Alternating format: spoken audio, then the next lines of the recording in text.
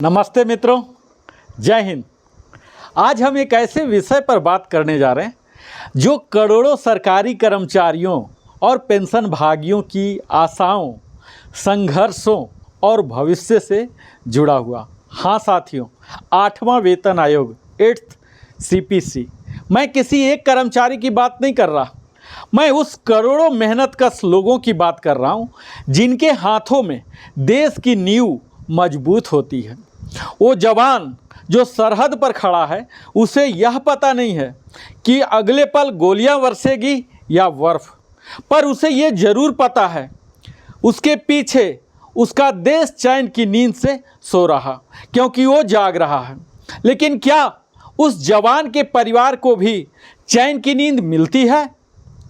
जब उसका बच्चा बीमार होता है और घर पर मेडिकल सुविधा नहीं मिलती, जब उसकी पत्नी अकेले राशन की लाइन में खड़ी होती, जब उसकी पोस्टिंग सियाचिन जैसी बर्फीली कब्र में होती है, क्या उस समय उसकी सैलरी उसके त्याग के बराबर होती है? तन पर वर्दी है, लेकिन जीवन में संघर्ष की सिलवटें हैं। एक जवान जो कि 14,000 फीट की ऊंचाई पर खून जमा देने वाली ठंड में ड्यूटी करता है, 12 घंटे की गश्त के बाद भी चैन की नींद नहीं, क्योंकि दुश्मन कभी भी हमला कर सकता है। परिवार से सालों तक दूरी, बच्चों का स्कूल छूटा, माँ बाप की देखभाल नहीं कर सकता, और उसके बदले क्या मिलता है? डिले इन पे रिवीजन, OROP का एनोमली भरा टेबल जिसमें कि आधा से ज़्यादा का कवर ही नहीं हो रहा, और जिनको कवर हो रहा है उनको OROP की किस्तें मिली नहीं, न्यू रिवाइज रेट मिली नहीं, क्योंकि उनके PPO में एनोमली थी। तो PPO के एनोमली के लिए हु इज रिस्पॉन्सिबल? उनके DA पेंडिंग है, अंडर अप्रिसिएशन है। एक सैनिक की सबसे बड़ी ताकत जो होती है राइफल नहीं होती है, उसकी सबसे बड़ी ताकत होती है उसके देश का भरोसा, सरकार की संवेदना और समाज का सम्मान। जब वह देखता है DA बार बार रोका जा रहा है, 8वां वेतन आयोग में भी रक्षा कर्मियों की जो विशेष ज़रूरतें हैं उसका जिक्र नहीं है, खासकर रिटायर्ड सैनिकों को जो कि OROP की किस्तों का इंतज़ार कर रहे हैं, उनका रिवीजन नहीं हुआ है, तो उसके भीतर एक टीस उठती है। मैं बात कर रहा हूं उस टीचर की जो खुद पुरानी चप्पल में स्कूल जाता है ताकि अगली पीढ़ी को जूते मिल सके। मैं बात कर रहा हूं उस रेलवे कर्मचारी की जो रात के ड्यूटी के बाद भी अगली सुबह की ट्रेन समय पर चलाता है। मैं बात कर रहा हूं उस क्लर्क की जिसकी सैलरी तो तारीख से बंधी है, लेकिन काम कभी समय से नहीं बनता। आज बात केवल वेतन आयोग की नहीं है साथियों, आज बात है सम्मान की कीमत कितनी है, मेहनत की कीमत कितनी है, और सबसे ज़रूरी है इंसान की गरिमा की कीमत क्या है। 8वां वेतन आयोग हमारे जीवन की जरूरत नहीं, यह हमारे आत्मसम्मान का अधिकार है, और आज हम मिलकर इस अधिकार की बात करने आए हैं। आज हम एक ऐसे विषय पर चर्चा करने जा रहे हैं जो न केवल सरकारी कर्मचारियों की जेब से जुड़ा है, उनके आत्मसम्मान, उनके परिवार की खुशियां, एक बेहतर भारत की नींव से जुड़ा हुआ। 8वां वेतन केंद्रीय वेतन आयोग, यह केवल वेतन वृद्धि की बात नहीं है, यह एक संघर्ष की कहानी है, यह है मानव गरिमा का सम्मान।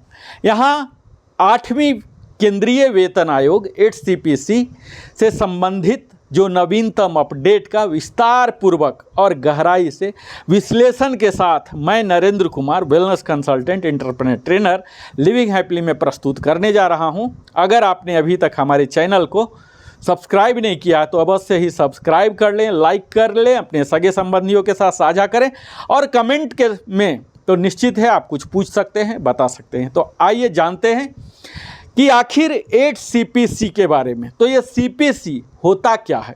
तो यह केंद्र सरकार द्वारा नियुक्त वेतन आयोग जो पे कमीशन है, प्रत्येक 10 वर्ष में केंद्रीय कर्मचारियों और पेंशनधारियों के पेंशन, उनके भत्ते, अन्य सुविधाओं की समीक्षा करता है। सरल शब्दों में इतना ही जानिए। अगर इस वेतन आयोग की इतिहास की बात करें तो हमारी उम्मीदों की यह नींव है। पहला वेतन आयोग 1946 में आया और तब से हर 10-10 साल में कर्मचारियों की आर्थिक स्थिति की समीक्षा की जाती। सातवें वेतन आयोग ने 2016 में 18,000 मिनिमम वेतन लागू किया था, लेकिन महंगाई की रफ्तार, पेट्रोल डीजल के दाम, स्कूल फी, मेडिकल खर्च, क्या यह 18,000 काफ़ी है?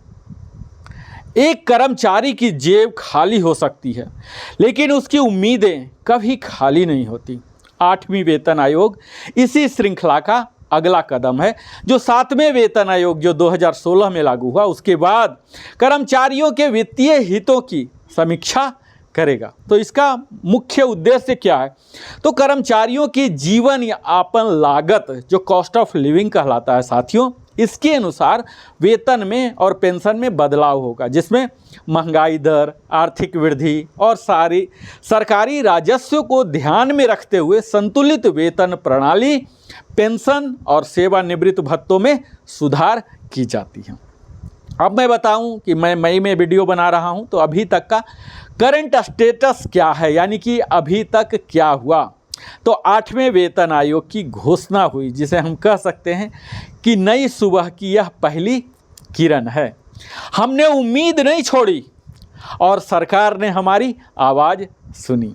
तो गठन की घोषणा हो गई है। 16 जनवरी 2025 को केंद्र सरकार की कैबिनेट बैठक करके स्वयं माननीय प्रधानमंत्री ने आधिकारिक रूप से 8वीं वेतन आयोग के गठन की स्वीकृति दे दी, जिसका उद्देश्य है लगभग 50 लाख केंद्रीय कर्मचारियों और 65 लाख पेंशनधारी, जिसमें कि 36 लाख प्रतिरक्षा विभाग डिफेंस के हैं, इनके हितों की रक्षा करना है।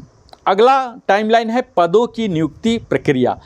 अप्रैल महीना में ही वित्त मंत्रालय के वे विभाग डिपार्टमेंट ऑफ एक्सपेंडिचर ने 42 पदों की नियुक्ति की प्रक्रिया शुरू कर दी, जिसमें शामिल है पहला अध्यक्ष एक होंगे चेयरमैन और 2 सदस्य होंगे मेंबर, और इसके बाद सचिव और अन्य विश्लेषणात्मक पद होंगे। इन पदों पर विभिन्न मंत्रालयों और विभागों से अधिकारी की प्रतिनियुक्ति यानी कि डेपुटेशन के आधार पर ये लिए जाते हैं टेम्पोरली। इसकी कार्य प्रणाली और संभावित समय सीमा यानी कि टाइमलाइन की बात की जाए तो गठन आयोग का होगा और पदस्थापन के बाद कार्य मध्य 2025 से शुरू होने की संभावना है, यानी कि जून तक इसका प्रॉपर्ली गठन हो जाएंगे, सारे मेंबर सेलेक्ट हो जाएंगे, डिप्लॉय हो जाएंगे, ऑफिस नया खुल जाएगा। और रिपोर्ट सौंपने की समय सीमा लगभग आप मान सकते हैं कि 15 से 18 महीने के भीतर आयोग अपनी रिपोर्ट सरकार को सौंप सकती है, या इससे पहले भी हो सकता है। हम मान सकते हैं कि दिसंबर 2026 तक रिपोर्ट सबमिट शायद हो जाए, और लागू होने की जो संभावना है रिपोर्ट की समीक्षा और मंजूरी के बाद ऐसा माना जा सकता है कि शुरुआती 2027 में ये आ जाए, और एरियर तो हमेशा 1 जनवरी 2026 से मिलना ही है। अब कुछ कर्मचारियों संगठनों का मांग है कि यह 1 जनवरी 2026 से डायरेक्टली ही लागू हो जाए। अब इसमें हम बात करेंगे जो हम सबों के लिए सबसे ज़्यादा चिंताजनक है और अपेक्षित है, वह है वेतन में संभावित बढ़ोतरी, यानी कि expected salary increase, pension increase क्या होगा। तो एक क्लर्क है, एक प्यून है, एक रेलगाड़ी का गार्ड है, सभी की उम्मीद इस संख्या से ही फौजी है बंधा होता है, जिसे कहते हैं फिटमेंट फैक्टर। असली वेतन वृद्धि का यह गणित है फिटमेंट फैक्टर। अगर इसकी बात करें कि यह क्या है, जो नहीं जानते हैं तो उन्हें सरल भाषा में बता दूं कि यह वह गुणांक है, मल्टीप्लाइंग फैक्टर है, जिससे 7वें वेतन आयोग के मूल वेतन को गुना करके वेतन तय किया जाएगा। आपका 7 CPC का जो भी है आपको पता ही होगा, उसी में वो मल्टीप्लाई कर दिया जाएगा। 7वें वेतन आयोग में यह फिटमेंट फैक्टर 2.57 रखा गया था, जो कि ज़्यादा था क्योंकि वहाँ ग्रेड पे की मर्जर थी। 7वें वेतन आयोग में 7,000 से यह बढ़कर 18,000 हो गया था। 8वें वेतन आयोग के लिए जो मांग है, NCJCM की मांग है, जो कर्मचारी संगठनों का 2.86 से अधिक जो फिटमेंट फैक्टर की मांग कर रहे हैं, यदि 2.86 स्वीकार हो जाता है तो न्यूनतम वेतन 18,000 मल्टीप्लाइड बाई 2.86 51,480 हो सकता है। सरकार की सोच है और कुछ सूत्रों का मानना है कि यह 1.92 या 2.0 हो सकता है। फिटमेंट फैक्टर ज़्यादा यथार्थवादी है। यह तो अलग अलग मांग की बात है और सरकार क्या चाहती है, पर इतना आप जान लें कि फिटमेंट फैक्टर जो भी हो 10 से तो नीचे नहीं होगा और 38-40 तक मांग है। यानी कि अब अगर अभी किसी सैलराइज का 20,000 है और DA मई महीने में 55% है, अगले एक DA और बढ़ना है जो कि 2%, 3% या बहुत ही ईश्वर खुश रहे तो 5% भी हो सकता है। तो गणना को सरल करने के लिए आप 60% ले लीजिए, तो 20,000 बेसिक और 60% यानी कि 32,000 तो अभी ही हो गया, यानी कि 1.6 तो अभी ही हो गया। अब 1.6 अभी हो गया, 32,000 तो अभी ही मिल रहा जिसका 20 है। बाकी अलाउंसेस की मैं बात नहीं कर रहा हूँ, सिर्फ बेसिक की बात कर रहा हूँ DA मर्जर के बाद, यानी कि 32,000 तो अभी मिल रहे हैं। अगर 10% भी बढ़ाया जाए तो 32 और आ गए, तो हो गए 32 प्लस 32,000 प्लस 32 यानी कि 36 लगभग आप मान के चलिए 36। तो इस प्रकार जिसको 20 मिल रहा था अब मिल जाएगा 36 अगर 10% लेके चलते हैं, तो इस प्रकार यह 1.76 करीब हो जाता है। तो इसे 38, 20 से 38 के बीच रखा जा सकता है। अब देखिए क्या होता है एक्चुअल इंक्रीज, पर संगठनों का अधिकतम मांग है कि 2.57 जो कि 7 CPC में था, यह तो ज़रूर हो ही, जिसमें कि महंगाई भत्ता मर्ज हो जाता है और 0 से स्टार्ट हो जाता है 1 जनवरी 2026 से। महंगाई और वेतन, जिस तरह से LPG के कीमत, पेट्रोल, डीजल, दूध, बच्चों की स्कूल फ़ी, यहाँ आप देख सकते हैं कि 20,000 प्रति माह में क्या होगा, 18,000 से जो मिनिमम रखा गया है क्या संभव है क्या? एक कर्मचारी अपने बच्चे के लिए स्कूल बैग लाते समय भी 2 बार सोचता है दोस्तों कि क्या ये नया भारत है, इतने दबाव महंगाई के भाव से हैं। अब यहाँ 8 CPC में कौन कौन सी चुनौतियाँ हैं और कौन कौन सी संभावनाएं हैं, तो मैं पहले चुनौतियों की बात करूँगा।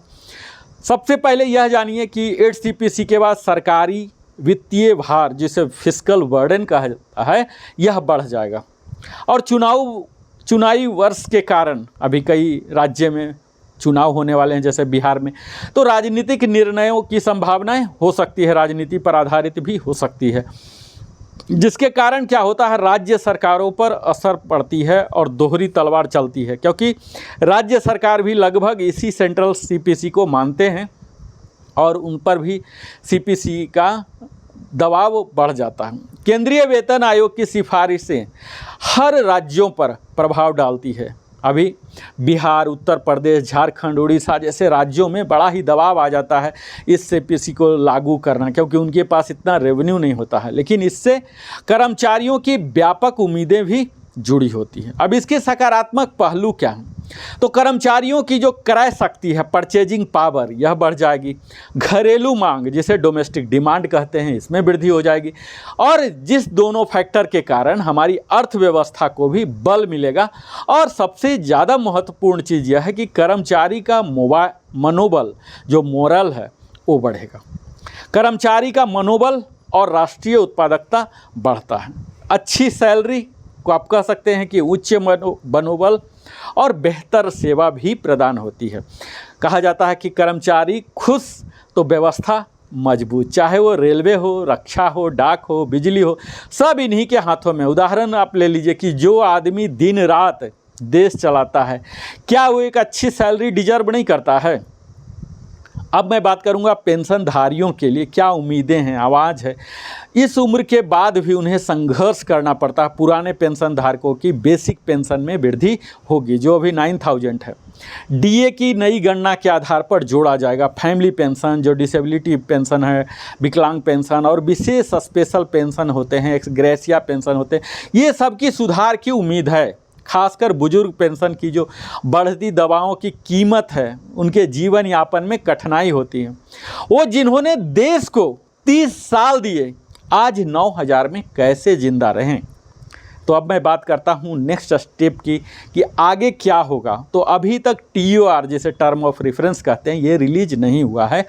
जो सरकार जल्द ही TOR तय करेगी, रिलीज करेगी, और जिसमें शामिल होंगे कि किन कर्मचारियों को शामिल करना है, किन भत्तों की समीक्षा करनी है, कब तक रिपोर्ट देनी है, तो ये सब टर्म ऑफ रेफरेंस पर होगी। अब यहाँ मैं बात करता हूँ सर्वेक्षण और सुझाव की कि आयोग विभिन्न सरकारी विभागों, कर्मचारी संगठनों और जनप्रतिनिधियों से, पेंशनर जो कमेटी हैं, उनके एसोसिएशन हैं, ये सब से सुझाव लेगा। रिपोर्ट सौंपना और मंजूरी होती है। अगला कि अंतिम रिपोर्ट तैयार कर संसद में इसे प्रस्तुत किया जाएगा। कैबिनेट की मंजूरी के बाद इसे लागू किया जाएगा। अब मैं बात करूंगा कि इसमें कर्मचारी संगठनों की क्या भूमिका है। तो आप इतना ही जानिए कि एकता में शक्ति है, unity is power. NCJCM, AIDF, NFIR आदि का योगदान संगठनों ने फिटमेंट फैक्टर, HRA, TA जैसे मुद्दे उठाए हैं। संवाद, आंदोलन, ज्ञापन सब लोकतांत्रिक तरीके से। अब सरकार की सोच क्या है? तो सामाजिक न्याय बनाम राजकोषीय अनुशासन। वो न्याय तो देना चाहती है, लेकिन राजकीय अनुशासन का भी ख्याल रखना पड़ेगा। तो दोनों का यहाँ युद्ध है।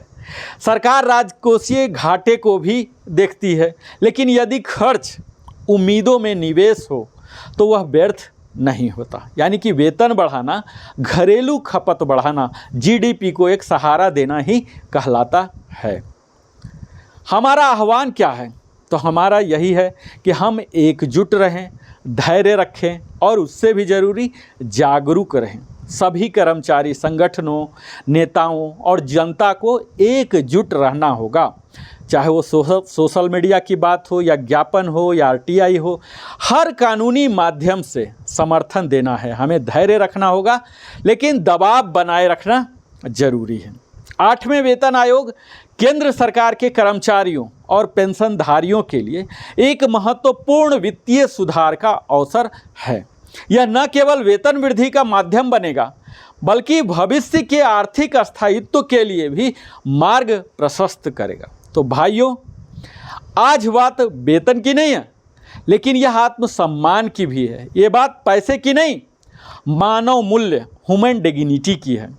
एक सरकारी कर्मचारी जो देश की ट्रेनें चलाता है, डाक पहुंचाता है, स्कूल में पढ़ाता है, बॉर्डर पर पहरा देता है, उसका भविष्य सुरक्षित हो, यही हमारी मांग है। हम वेतन भीख नहीं मांगते हैं, हम सम्मान मांगते हैं उस मेहनत का जो हमने देश के लिए की है। 8वीं वेतन आयोग सिर्फ एक रिपोर्ट नहीं है, यह एक सरकारी कर्मचारी के सपनों की दस्तावेजी उम्मीद, और हम यह उम्मीद ज़रूर पूरी करेंगे। सरकारें आएंगी जाएंगी, आयोग बनेंगे, भत्ता बदलेंगे, लेकिन जो नहीं बदलेगा वो है एक कर्मचारी का समर्पण। जिस देश की रक्षा करने वाले खुद असुरक्षित महसूस करें, उस देश की असली सुरक्षा कितनी मजबूत है। हम सैनिकों के लिए तिरंगे की शान है, लेकिन क्या हम उनके लिए रोटी, शिक्षा और सम्मान दे सकते हैं? क्या वे सीमा पर खड़ा है तो हम बोल सकते हैं वो हर रोज़ मौत से लड़ता है, तो हम हर सुबह स्वतंत्रता से जी सकते हैं? क्या इतना बड़ा बलिदान केवल एक अल्प वेतन और अपेक्षा का हकदार है? सुबह की पहली ट्रेन को लेकर आधी रात की फाइल तक, स्कूल की घंटी से लेकर फौज की बंदूक तक, हर जगह एक कर्मचारी खड़ा आपको मिलेगा। अपने देश, अपने परिवार के लिए हमेशा देश के लिए अपने फर्ज निभाया है हमने। अब समय है देश हमारा मूल्य समझे, और 8वां वेतन आयोग हमारी सैलरी नहीं, हमारी सपनों की सुरक्षा रेखा है। किसी भी देश की असली प्रगति वहाँ के कर्मचारियों के मुस्कान से मापी जाती है, और जब हमारी 8 CPC आएगी, इसके फिटमेंट फैक्टर 2.57 या 2.86 होगी, तो हमारी मुस्कान रहेगी, हम सबों की आवाज़, एक संघर्ष हमारी तब तक जारी रहेगी। मुझे उम्मीद है आप इसी तरह से हमारे वीडियो में बने रहेंगे और अपने जीवन का बहुमूल्य समय लगाते हैं।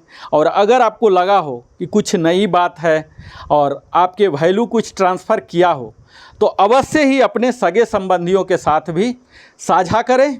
और फिर मैं मिलता हूं अगले वीडियो में। बहुत बहुत धन्यवाद। जय हिंद। अगर आपने अभी तक चैनल सब्सक्राइब नहीं किया है तो चैनल अवश्य ही सब्सक्राइब कर लें।